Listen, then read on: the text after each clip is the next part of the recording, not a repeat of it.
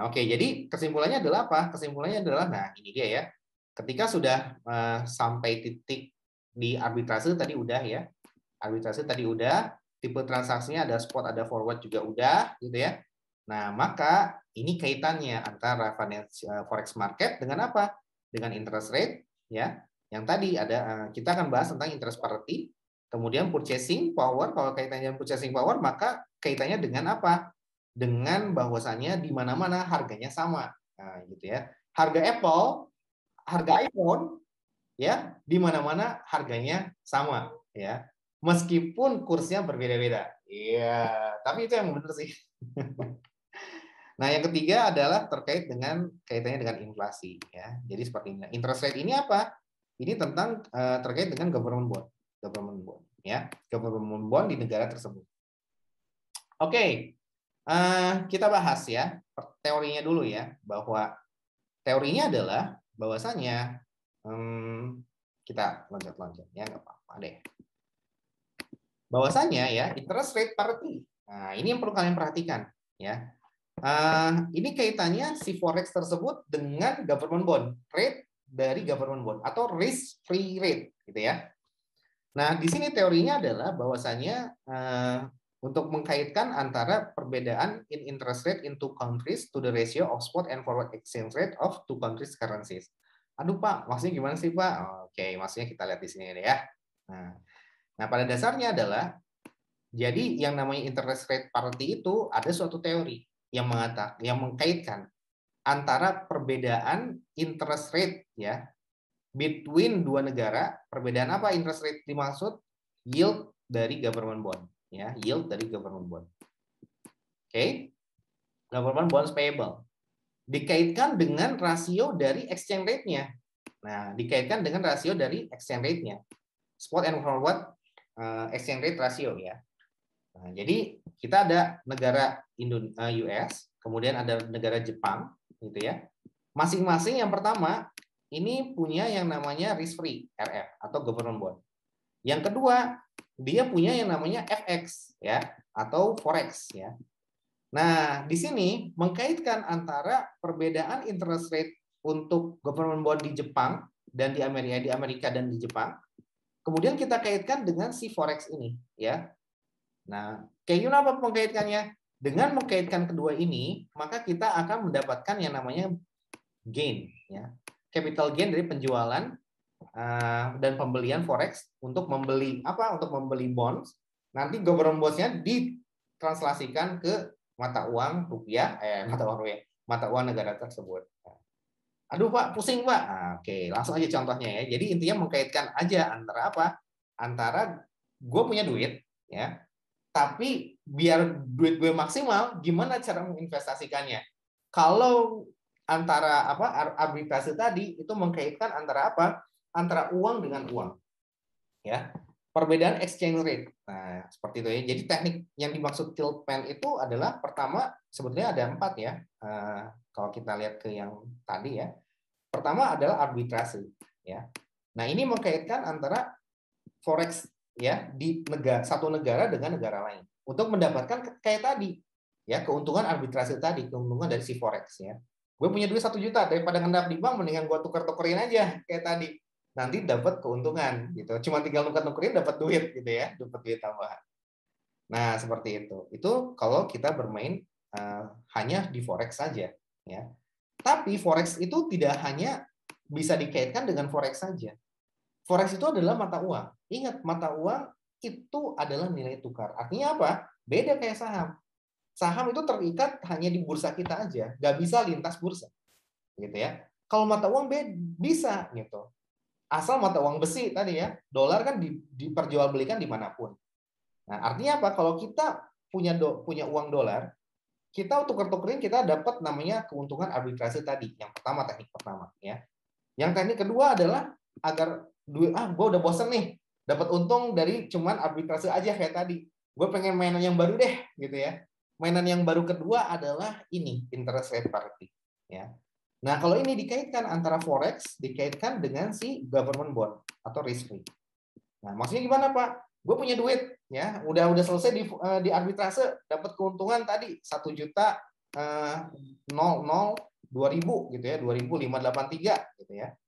Nah, gue pengen manfaatin duit ini ya. Ini kan dolar nih. 258,3 ya.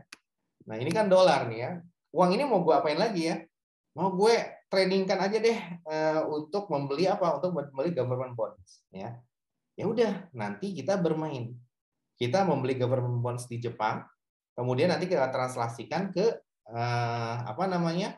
Ke Amerika, ke US dollar ya, seperti itu. Nah, sehingga nanti kita dapat gitu ya. Dapat duitnya gitu. Nah, seperti itu kurang lebih ya. Jadi dikaitkan tuh. Jadi cara menanamkan investasi uang yang dia miliki bukan main forex lagi, tapi udah dicampur dengan apa? Dengan government bonds. Kenapa? Boleh nggak Pak? Kalau di apa namanya? Di bonds yang lain? Jawabannya boleh-boleh saja. Ya, misalkan Jepang punya bonds apa? Toyota, ya udah beli gitu. Nanti kita jual, terus kita dapat apa? Kita translasikan lagi ke mata uang rupiah. Nah, itu yang dimaksud yang kedua, itulah yang dimaksud dengan interest rate parity. Dapat tuh modal kalian untuk jual beli forex ya. Kalau yang pertama ini jual beli forex ya. Nah, ini bisa kalian terapkan antar bank ya. Antar bank di Indonesia. Lihat aja rate BRI, Mandiri dan sebagainya, terus praktekin. Jangan deh. Nah, kalau lagi nyariin gue lagi aja. Tapi ya kalian timbang dulu aja. Ini jadi objek KTTA juga boleh ya. Dari apa? Dari transaksi forex ya. Nah, jadi kaitannya dengan apa? Karena apa laba rugi selisih kurs. Itu AKM juga, ya, AKM juga itu. Nah, jadi kalian bisa jadikan ini nanti sebagai KTTA kalian. Wah, gila, banyak banget men topik-topik yang bisa digali ya setelah belajar Menkeu. Nah, sayangnya dulu ketika saya belajar Menkeu tuh nggak ada dosen yang mengkaitkan kayak gue. Yalah. Nggak ada yang mengkaitkan seperti ini. Ya, sehingga ya kayak berdiri sendiri-sendiri aja gitu. Menkeu, AKM. Padahal enggak. Ya. Nah, ini setelah saya jadi peneliti dan saya sudah melakukan penelitian banyak, wah gila. Saya harus ngajar Menkeu juga biar bisa anak-anakku tahu bahwa topik KTTA itu melimpah banget ya. Dari ini bisa jadi topik KTTA ya. Gila kan? Nah, kalian bisa bikin kajiannya. Artinya apa? Sebelum kalian praktekkan, kalian bikin risetnya dulu. Ya, jadi di riset dulu tuh. Kalau nanti kita punya uang 1 juta rupiah gitu ya, kita mau main forex, nah bikin kajiannya kayak gini ya, ke bank mana aja di Indonesia, kemudian bisa lintas negara nggak? Nah setelah itu dibikin lagi kajian, kalau setelah saya dapat keuntungan dari jual ke bank-bank ini, maka dapat duitnya nambah gitu ya, maka saya mau kaitkan dengan si government bonds Indonesia gitu ya, nah atau government bonds Malaysia misalkan ya, atau Jepang gitu ya. Nah nanti kita lihat gitu ya, gimana nih, berapa cuan yang bisa kita maksimalkan dari situ. Aduh, udah lanjut ya. Nah, ini nggak usah dibaca lah ya, langsung aja kayak gini ya. Nah, oke, ini yang kedua ya. Jadi ini teknik kedua ya. Lu punya duit, nggak cuma main forex, gabungkan antara forex dengan apa? Dengan government bonds ya. Nah, gimana caranya, Mbak? Nah, ini pakai contoh Amerika dulu ya. Nanti kita kaitkan dengan contoh Indonesia ya. Nah, di sini interest rate parity means you get the sum total return for the following two options. Ya, seperti itu. Pertama, kita invest dolar ya in US risk free rate, atau kamu konversi dolar tersebut ke Japanese yen ya.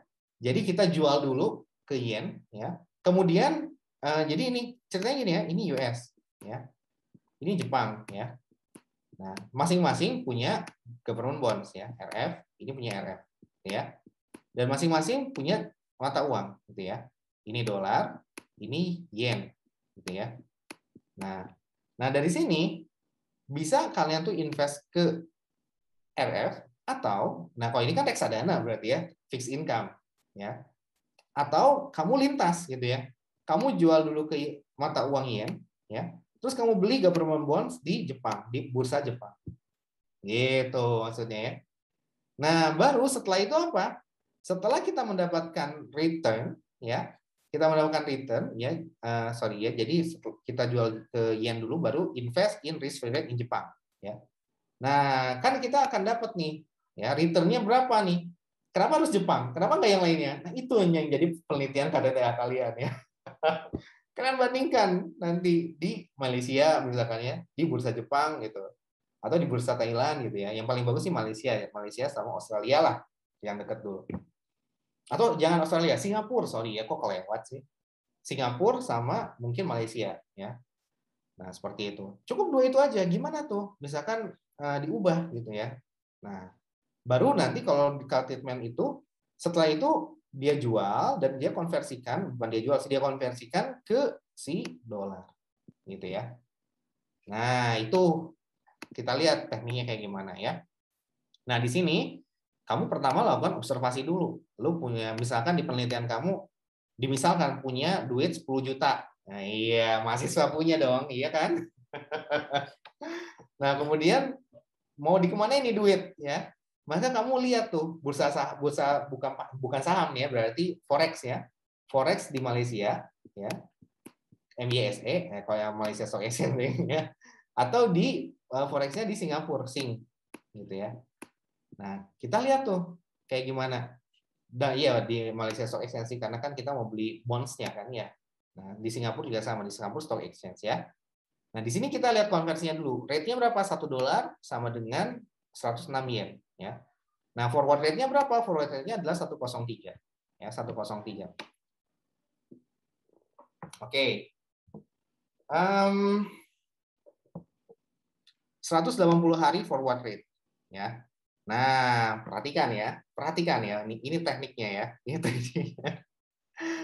Nah, kemudian US government bond US yang 180 hari return-nya adalah 40,4%.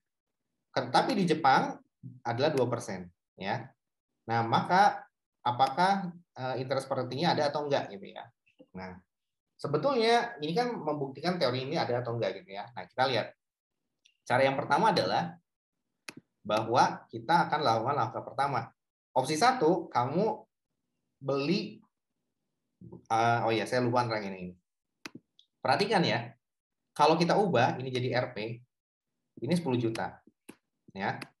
Nah, kemudian ini bukan ini ya. Jadi satu RP satu ya kita punya jumlah uang rupiah ya. 1 rupiah sama dengan berapa dolar? Nah, kebalik ya. Kalau di kita mah kecil atau udah. $1 sama dengan berapa rupiah? Nah, ini sama aja sih kebolak-balik ya. Cuman yang lebih familiar kan yang $1 berapa rupiah ya. Nah, kalian lihat forward rate-nya. Ya, forward rate-nya berapa? Seperti itu ya. Forward rate untuk apa? Untuk $1 berapa rupiah kalau dia 180 hari ke depan. Ya, jadi nanti kalian kelihatan ini namanya spot rate ya hari ini. Nah, di bank kelihatan harga forward rate-nya 1 bulan, ya 2 bulan. Kalau 180 hari berarti 180 dibagi 30, berarti berapa? Itu adalah 6 bulan ke depan. Nah, gitu ya. Ini adalah forward-nya. Nah, kemudian kamu lihat nih, mau invest ke yang mana? Punya duit ini. Oh, kamu invest ini Indonesia gitu ya, yang diterbitkan oleh DJPPN 4,4%. Kemudian yang ini kamu lihat misalkan di Singapura gitu ya. Ini adalah 2%. Nah, kamu punya 2 opsi.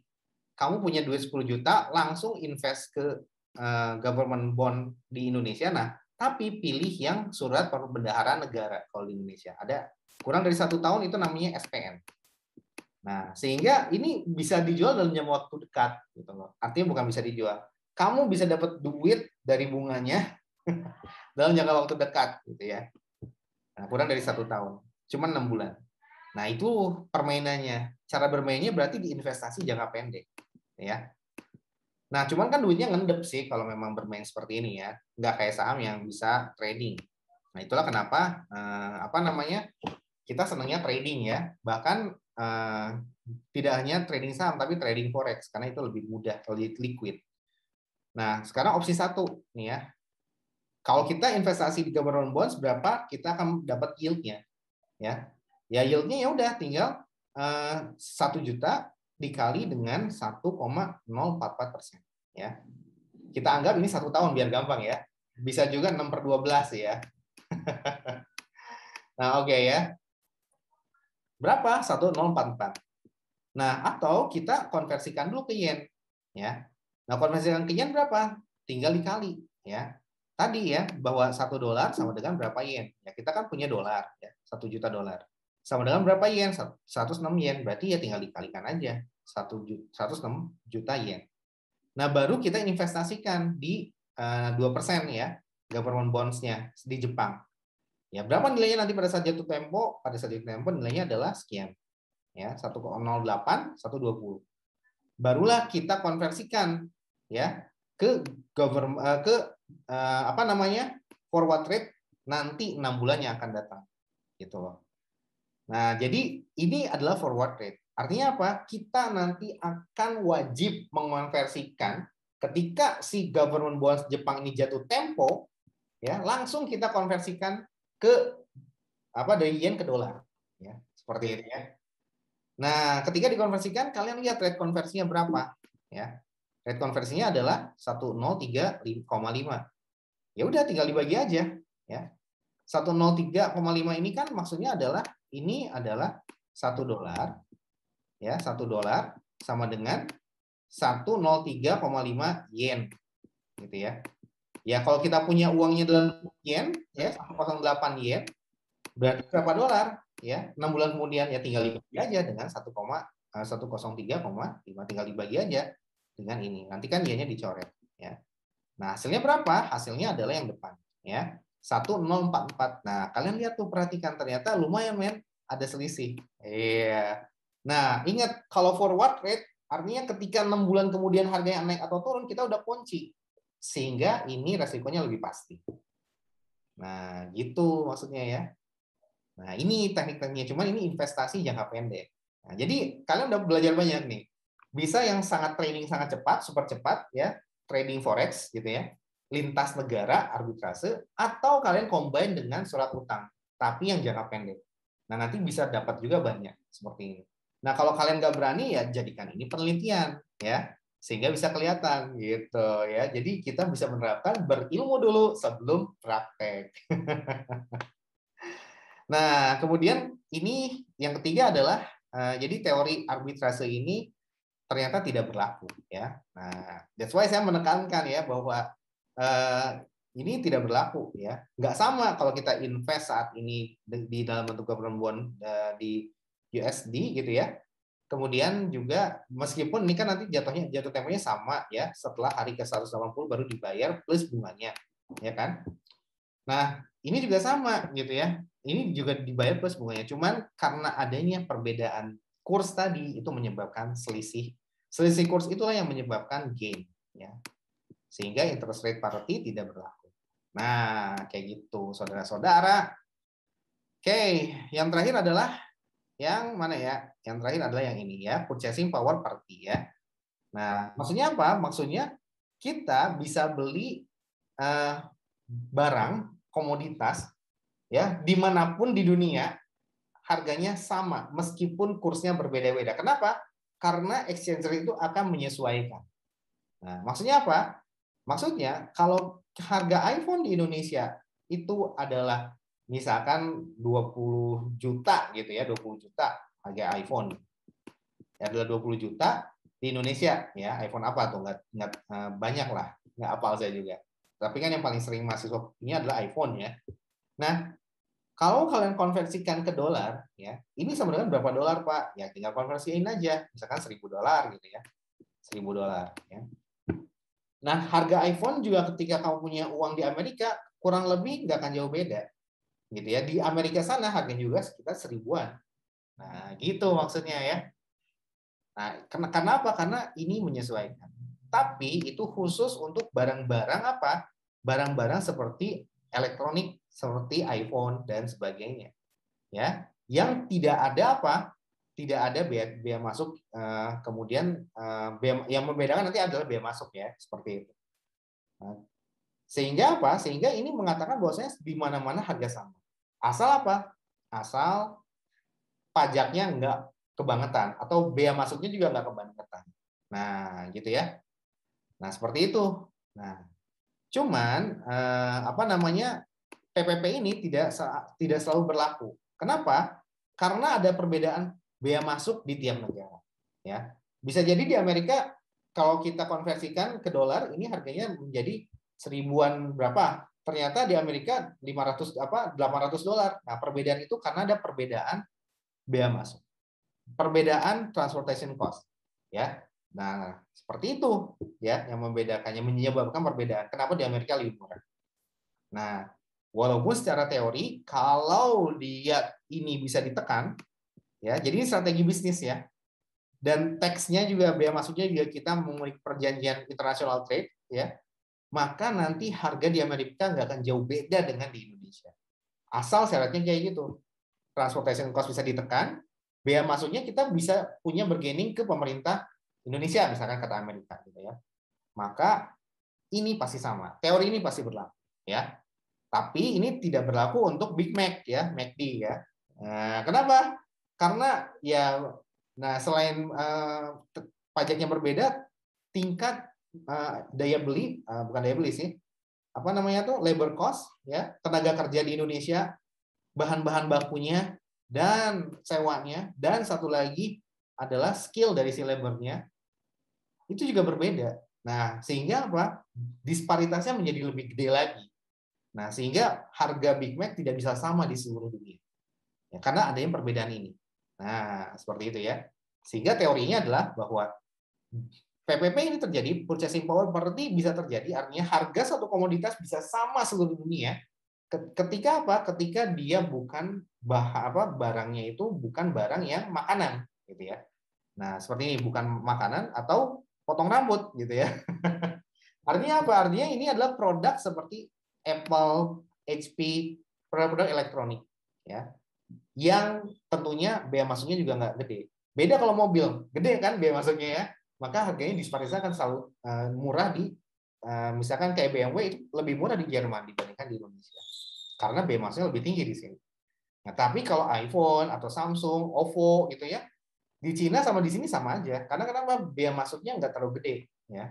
Untuk Vivo ya, OVO, Vivo, Reno dan sebagainya gitu ya. Yang Xiaomi itu nggak bea masuknya nggak terlalu besar. Sehingga harga di Cina sama di sini sama. Nah, gitu maknanya ya.